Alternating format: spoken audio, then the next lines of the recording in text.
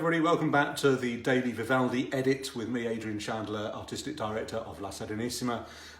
Sorry we didn't post one yesterday. Our cameraman Dominic Cummings was off to the office to clear the office out or start the process and to go to the opticians next door.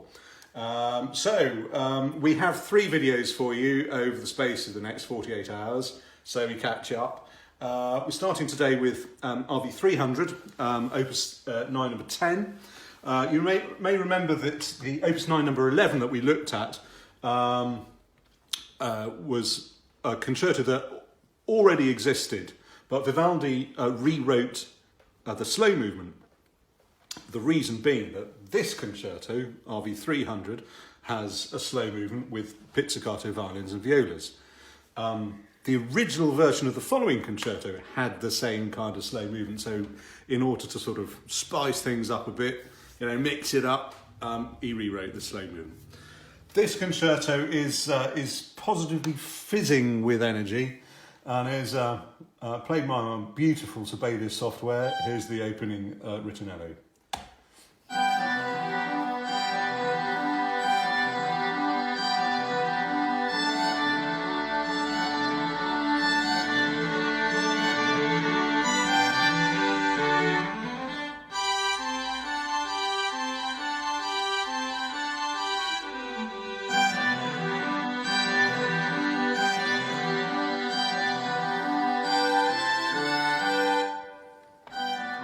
Anyway, you get the idea. There's another classic viola part there.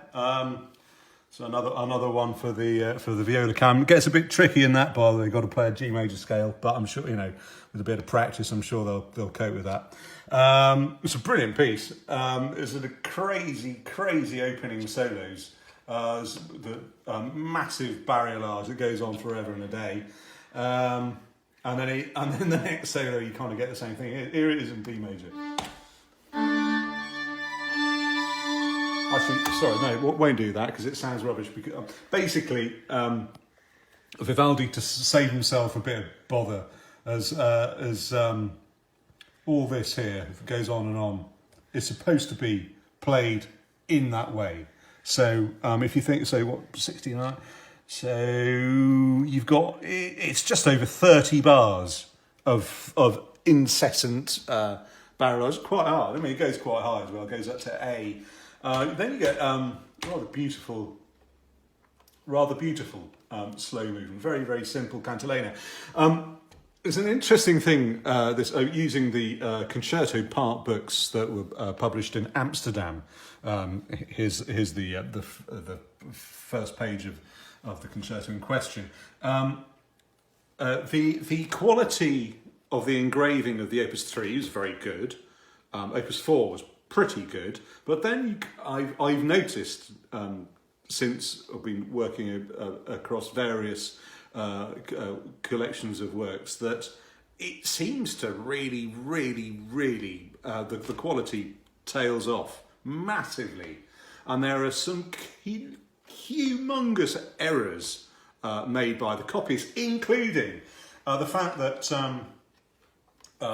if we have a look at what he says in the he actually gives hold on, sorry, whoa, where are we? All right, let's get this a bit larger so you can all see, including Dominic Cummings, if he hasn't got his specs. Right, so this is the violin soloist's part book. So sometimes they would give the basso or the bassetto if it was played by violins and violas, and he writes violini e violetti soli pizzicati, so violins and violas alone, i.e. without the basso continuo section, to be played plucked. Now then, you would have thought that if he wants the violinist to be able to be accompanied by the violins and the violas, it might be a good idea to include that part in the violins and the violas part books. But the engraver didn't. But he did include it in the bass part book, which was a bit stupid, wasn't it? Anyway, so there's a massive error for you there. There are many more massive errors, not quite as big as that one. But yeah, I mean, one wonders. The other thing is in Opus 3 and Opus 4. one feels that there's a sort of consistency about how they approach the engraving.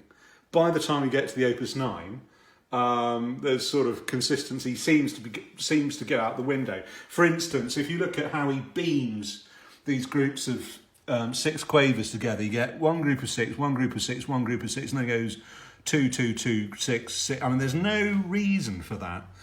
And this is a great shame, because I actually think, from my experience of playing so many Vivaldi concertos that I've edited from his autograph, that Vivaldi actually, a lot of the time, is very careful about how he beams his groups of notes together. Certainly from a practical point of view, if you maybe make a little, put a breath of air in between quavers, if the beaming is not continuous, then it often makes musical sense. And for the engravers to sort of just ride roughshod over that is a bit of a poor effort. Anyway, here's the last movement. It might be a little bit on the quick side. Just,